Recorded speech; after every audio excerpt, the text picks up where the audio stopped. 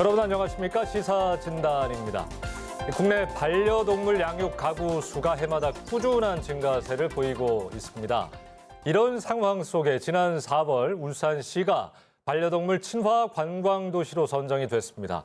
각종 서비스를 마련해 울산을 반려동물과 함께 먹고 자고 놀 수 있는 자유롭게 여행할 수 있는 도시로 만들겠다는 겁니다. 자, 오늘 시사진단에서는 이 주제로 이야기를 한번 나눠보지요. 두 분과 함께합니다.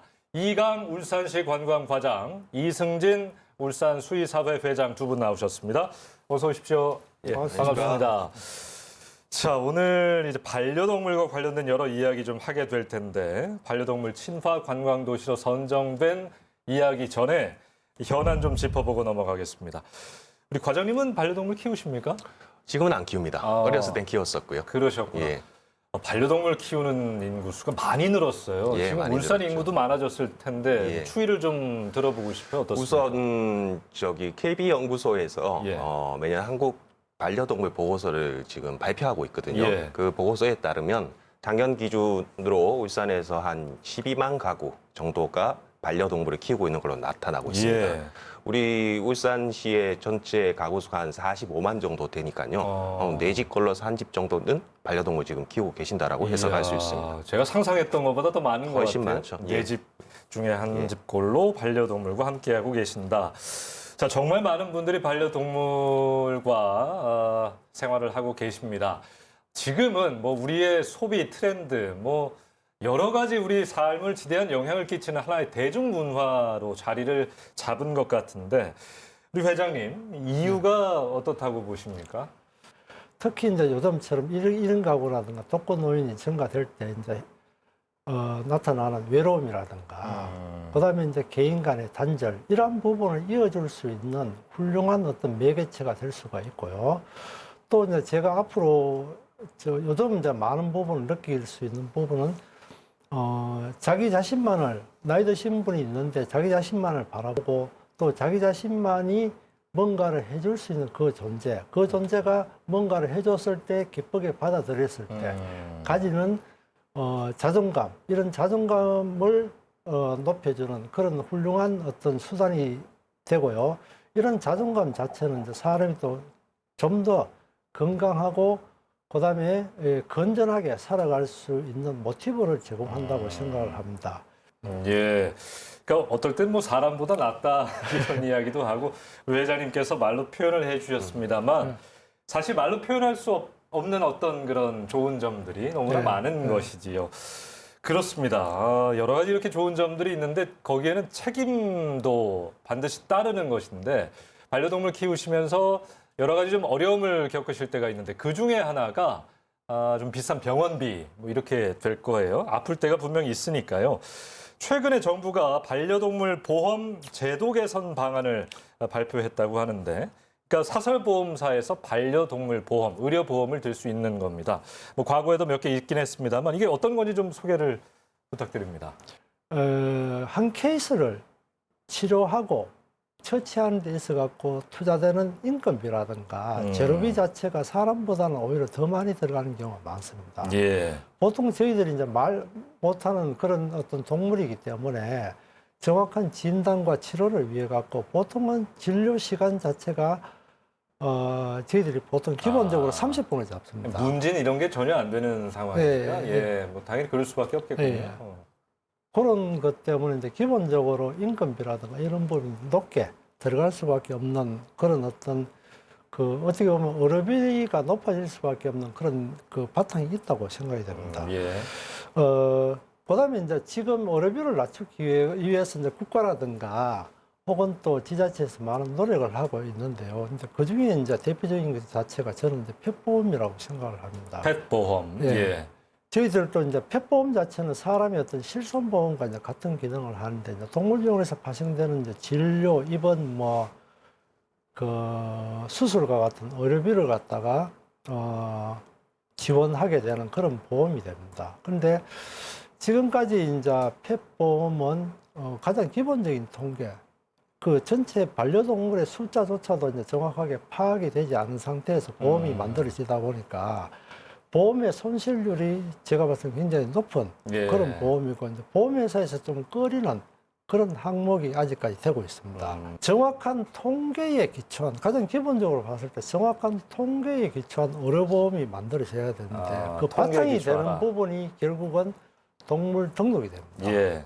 동물 등록이 이제 정확하게 돼야 정확한 마리수를 파악을 하고 그 중에 그런 어떤 동물 등록제가 이루어지면은 가장 기본적으로 봤을 때 보험사와 그다음에 반려동물 그다음에 반려인과의 어떤 기본적인 신뢰가 만들어집니다. 예. 어떻게 보면 동물 등록이 활성화되고 그다음에 엄격하게 시행이 된다면은 그 개체가 동물병원에 와서 의료비를 얼마나 지불했는지 이런 통계 자체가 이제 전체적으로 확보가 될 겁니다. 확보가 예. 된다면은 지금보다는 낮은 의료보험비가 만들어지지 의료보험을 내고 혜택을 받을 수 있는 그런 길이 만들어지지 않을까 그런 생각이 듭니다. 알겠습니다. 좋은 지적인 것 같고요. 울산 지역에도 유기견, 유기묘 문제가 심각해 좀 보이는데요. 유기동물 발생 현황 좀 짚어보겠습니다. 그리고 또 어떤 좀 대책이 있을까도 궁금한데요, 네. 과장님. 예. 사실 뭐 안타까운 현실이죠. 그 비단 울산만의 문제가 아니라 전국적으로 유기동물이 계속 발생하고 있고요. 시에서도 매년 3천 마리 정도 지금 발생하고 있는 걸로 집계되고 있습니다. 앞서 회장님께서 강조해 주셨던 것처럼 동물 등록이라든지 이런 제도들을 지원하는 부분들이 지금 시에서도 같이 발맞춰 나가고 있고요. 그 외에도 농축산과에서는 유기동물 보호비 지원이라든가 아니면 입양비 지원, 그리고 저희 관광과에서도 여러 관광 프로그램을 진행함에 있어서 동물 등록된 반려동물만 저희 프로그램에 참여할 수 있도록 이렇게 동물 등록을 계속 유도할 수 있도록 그렇게 지금 정책들을 다각도로 추진하고 있습니다. 예. 저희들도 뭐 그런 거 많이 보지 않습니까? 사지 말고 입양하세요. 뭐 이런 캠페인도 자주 접하게 되는데 뭐 입양도 중요하겠습니다만 사실 유기 자체를 막는 어떤 예방책이 더 중요하잖아요. 현실적으로 어떤 대책들이 좀 있을까요? 최근 들어갖고 이제 유기견보다는 유기묘가 많이 발생하고 있는 것으로 예. 알고 있습니다. 그런데 유기견의 발생은 동물 등록을 통해서 그다음에 동물 등록을 처음 시행한 목적 자체가 유기동물, 특히 유기견의 어떤 발생을 억제하기 위한 것도 하나의 목적으로 이제 시행이 됐는데 유기동물의 발생과 보호, 의료비 지원이라든가 보호시설을 구축하는 이런 비용을 생각을 한다면은 지자체라든가 국가에서 동물 등록을 지원을 해서 유기동물을 감소시키는 것 자체가 훨씬 효율적인 정책이 되지 않을까 네. 그런 식으로 생각을 합니다. 그다음에 이제 지금 많이 발생하고 있는 유기묘는 주로 이제 길냥이들 때문에 이제 발생이 되는데 길냥이는 중성화를 통해서 이제 개체수를 줄이는 그런 부분이 이제 길고양이 말씀하시는 거죠. 예. 예. 개체수를 이제 줄이는 개체수를 안정적으로 이제 유지시키는 그런 부분이 필요한데 실제적으로 개체수를 안정적으로 더 이상 늘어나지 않게 만들기 위해서는 이제 전체 고양이의 70%까지 중성화를 해야 되는 그런 어떤 문제가 있는데 여기에 발생되는 추가되는 어떤 예산이라든가 이런 문제가 있기 때문에 상당히 힘들지 않을까 그런 식으로 생각이 듭니다. 알겠습니다. 일단 좀 엄격한 동물 등록제를 시행하는 것이 네. 좀 더 뭐 책임 있는 행동을 유도할 수도 있고 여러 가지 좀 유기를 막는데 예방책이 될 수 있을 것이다라는 말씀이었고요.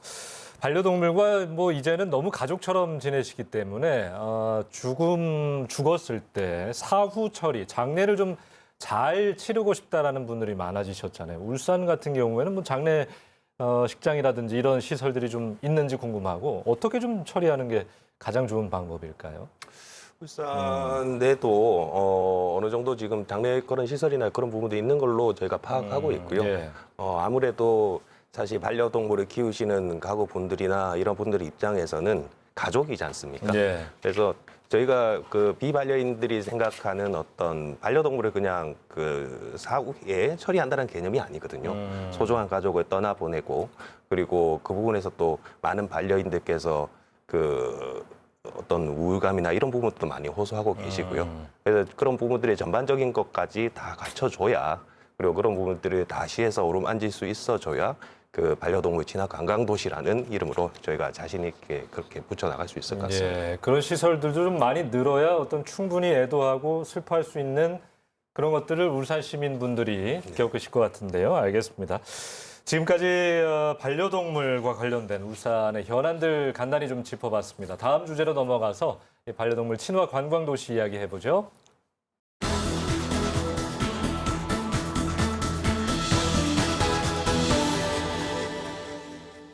자, 이강 울산시 관광과장님, 이승진 울산 수의사회 회장님 두 분과 이야기를 나누고 있는데요.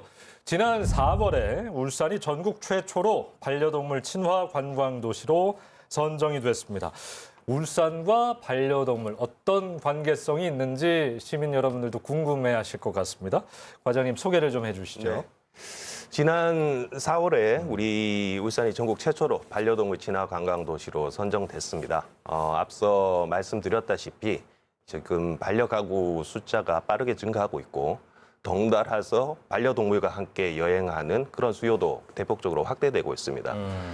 제가 몇 년 전만 생각을 해봐도 반려동물과 함께 여행을 간다라는 부분들은 그렇게 크게 많지는 않았었거든요. 예. 그렇다 보니 이러한 늘어나는 수요들을 감당할 수 있는 관광지는 턱없이 부족하고 그리고 그런데도 불구하고 예상되는 시장 성장성은 크고요. 이런 부분에서 우리 시가 다른 지자체들보다 한 발 앞서서 이런 떠오르는 블루칩 시장을 좀 선점하고자 그런 입장에서 저희가 반려동물 친화 관광도시로 이렇게 추진하게 되었습니다. 예. 앞으로 이제 그 울산 하면 그 반려동물과 함께 갈 수 있는 관광도시라는 그런 이미지를 그 타지인들한테 확실하게 각인시켜 주는 게 이 정책의 주된 목적이라고 할 수 있습니다. 이제 시작이니까요. 기대를 하게 되는데 현재까지는 울산이 특별히 다른 도시에 비해서 뭐 반려동물과 함께 관광하기 좋은 강점 뭐 이런 것들을 잘 못 느끼실 수도 있을 것 같아요. 지금 시행 중인 뭐 관광 프로그램 같은 것들이 있나요? 네, 소개를 좀 관광 해주세요. 프로그램도 저희가 친화 관광도시로 선정되고 나서 어떤 반려동물과 함께 요트를 타는 프로그램이라든가 그리고 앞으로 아직 이제 곧 추진될 거지만 고래바다 여행사에 같이 탄다라든지 예. 그리고 옹기 마을에서 옹기 체험하는 프로그램도 저희가 지금 프로모션을 했는데요. 올리자마자 다 그게 매진이 될 정도로 지금 반려인들 사이에서 호응이 큽니다. 올해 안에 가능할지는 모르겠지만 현재 코레일과도 협업 중이고 예. 그래서 그 타지에서 그 반려동물과 함께 할 수 있는 관광 열차도 그런 식으로 저희가 추진을 할 것이고요. 반려인들께서 여행지를 선택하시는 그 기준에서 그 많이 그 통계치라든지 설문조사를 해보면 주된 관광지가 아무래도 반려동물과 함께 하다 보니까 그 좋은 자연환경 이런 부분이거든요. 아시다시피 우리 울산 같은 경우에는 도심안에 그 태화강 국가정원 그리고 대공원 그리고 조금만 벗어나도 대화강 국가공원이 있고요. 그리고 간절곶이라든지 영남 알프스 그런 간헐제 이런 부분들이 있습니다. 다른 지자체들과 달리 이런 전반적인 관광지들이 반려동물의 출입을 울산은 막고 있지 않고요. 그리고 그렇다 보니 현재 여러 온라인 상에서도 아름아름 울산에서는 반려동물과 함께 간헐제로 올라갈 수 있다라든가 뭐 이런 여론들이 지금 조금씩 늘어나고 있는 상황입니다. 네. 그 올해 수의사회 주최로 남구 반려동물 축제가 열렸다고 하는데 축제 분위기 좀 궁금하고 이게 좀 힘들게 뭐 개최를 하셨다고 하는데 뭐 여러 가지 이야기 좀 들려주셨으면 좋겠습니다.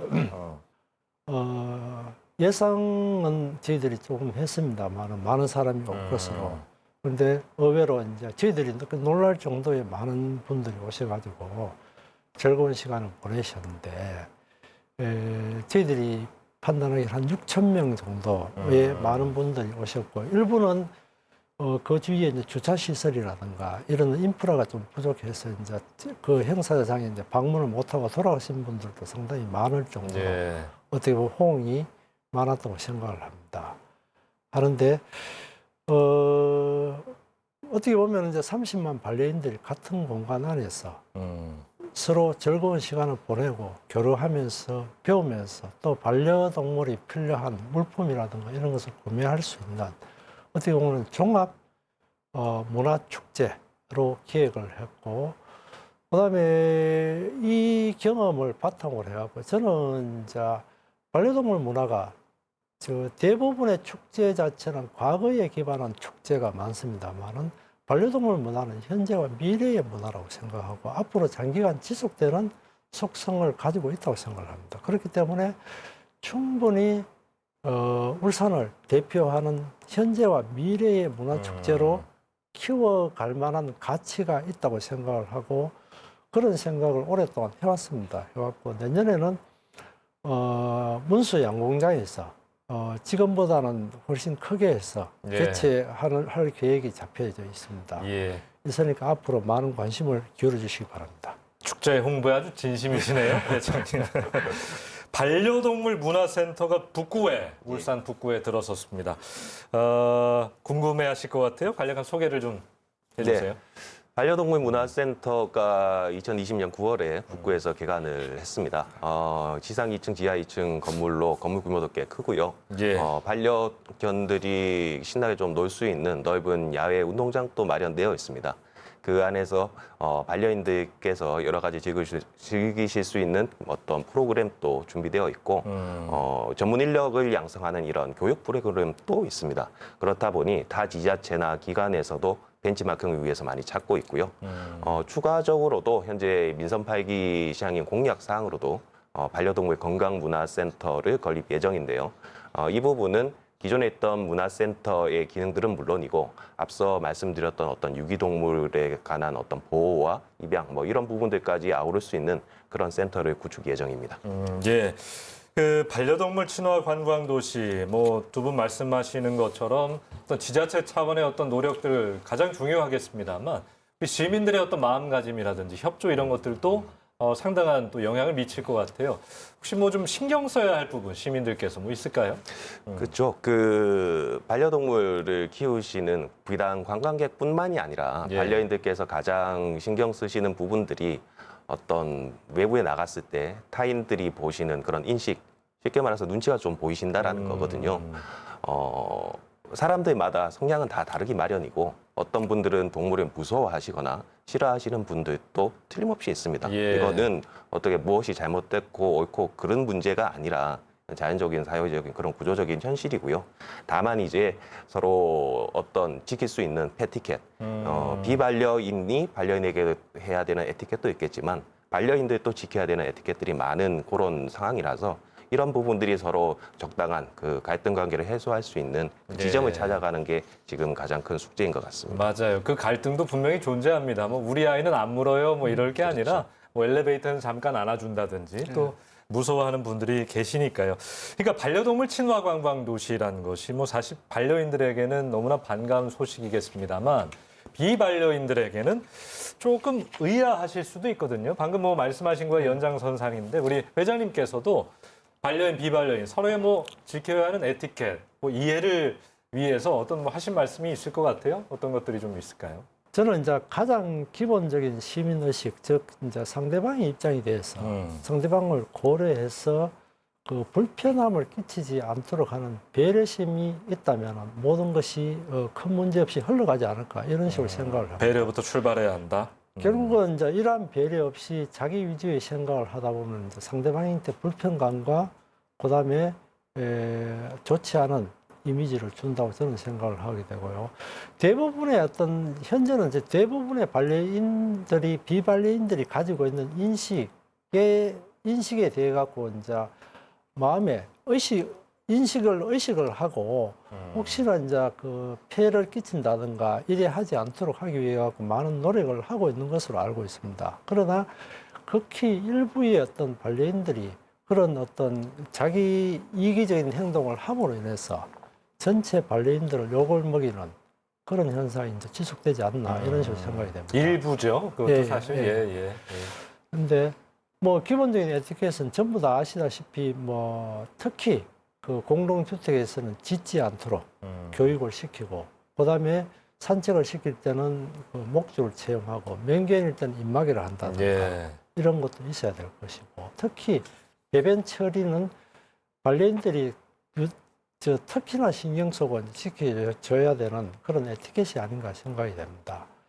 앞으로 이제 반려 친화 관광도시, 그다음에 발레친화 도시 이런 이미지에 걸맞는 시민들의 어떤 인식의 어떤 개선도 필요할 것으로 생각이 됩니다. 예. 시민들의 의식이 중요하다. 자, 반려동물 친화 관광 도시로 울산이 자리매김할 수 있도록 더 강조할 것들이 좀 있는지 한번 들어보겠습니다. 앞으로의 발전 방향 좀 이야기해 주세요. 예. 우리 시가 반려동물 친화 관광 도시로서 그 추구하는 목적이라든지 그 궁극적인 방향은 어떻게 하면 지역 경제를 활성화시킬 수 있을까입니다. 사실 단순히 반려동물을 위한 어떤 복지라든지 그런 차원으로 지금 하고 있는 부분은 아니거든요. 최소한 친화 관광 도시 요 사업 자체는요. 그 지금 얼마 전에 중앙 정부에서도 발표를 했는데 한 27년까지 반려동물 관련 산업 시장을 한 15조 원 규모로 투자를 해서 키우겠다라는 정책 발표도 했었습니다. 비단 관광뿐만이 아니라 반려동물 관련해서 의료, 식품, 뭐 기타 여러 산업군들이 지금 빠르게 형성되고 있거든요. 그런 산업을 우리 시가 빠르게 선점해서 잡을 수 있다라면 우리는 새로운 지역의 먹거리를 창출할 수 있다라고 저희는 확신하고요. 예. 그런 의미에서 여러 민간들에서 민간 기업이라든지 일반 소상공인들께서의 투자도 절실합니다. 아무래도 반려동물과 함께 할 수 있는 어떤 시설에 대한 초기 비용들 그리고 기존에 반려동물과 함께 하지 않았던 어떤 식당이라든지 카페에 반려동물 동반을 허용하게 된다라면 또 그 부분에 대해서 기존 오히려 손님들을 잃게 되지는 않을까 이런 걱정들을 또 하실 텐데요.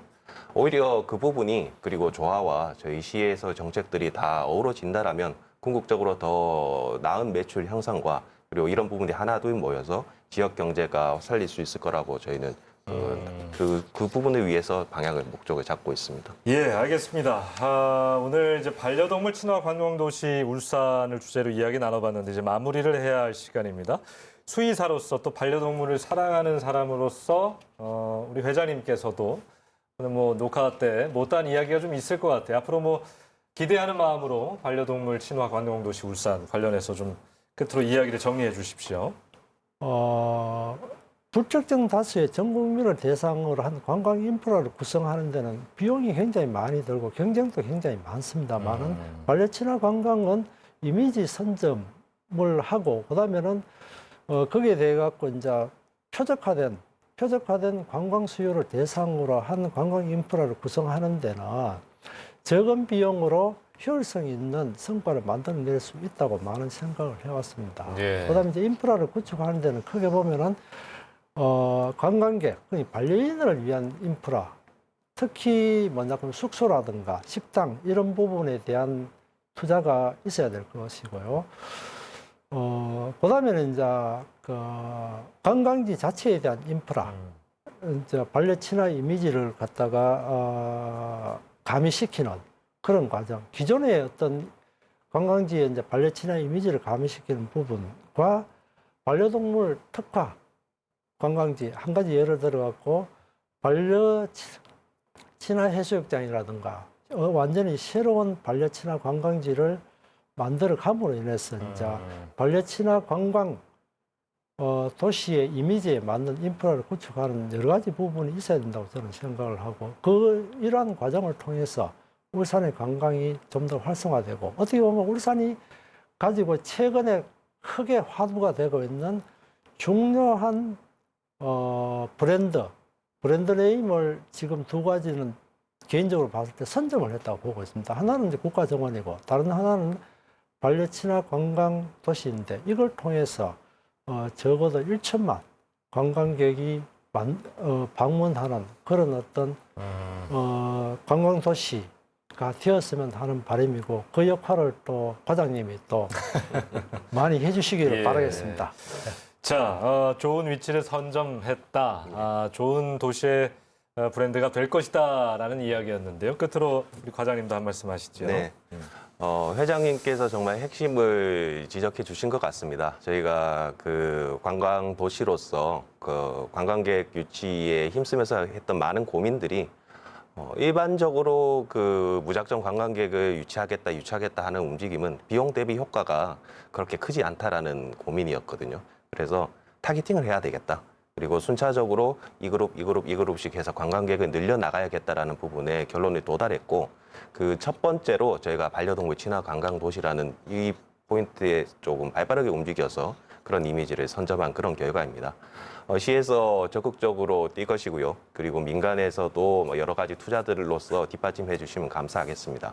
그리고 시민 여러분들께서도 조금 도움을 주셨으면 좋겠는데요.